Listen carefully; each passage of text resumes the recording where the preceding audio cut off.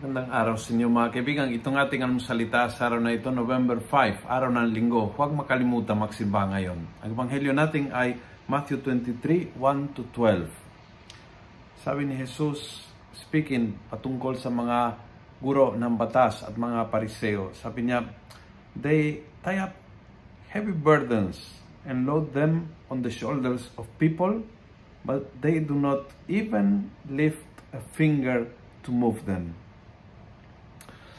Isa sa mga ugali ng mga pariseo na talagang iritang-iritang Panginoon is ang ebanghelyo, ang salita ng Diyos ay laging ina-apply sa iba kaysa sa sarili.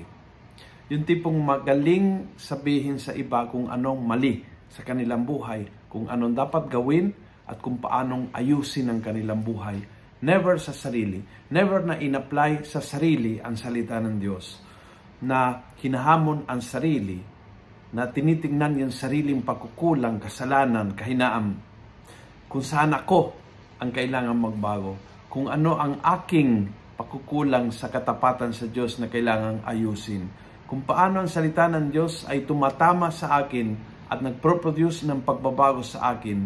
Ayaw nila yung ganyang parte. Ang gusto nila is sila ay mag-a-apply sa buhay ng iba. Therefore, huhusgahan, didiktahan, sasabihan kung ano ang dapat hindi dapat gawin.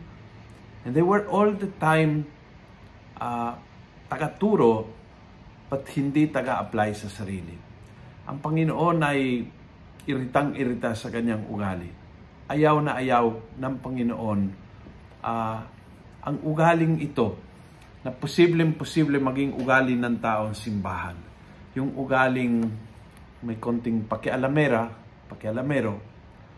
but at the same time, it's a great excuse para hindi apply yan sa sarili ang salita ng Diyos. Humingi tayo ang biyaya na naway ang gospel ay tatama sa aking, nagcha-challenge sa aking, magpupush sa akin na magbabagong buhay.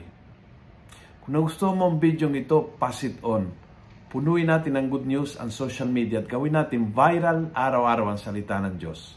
God bless.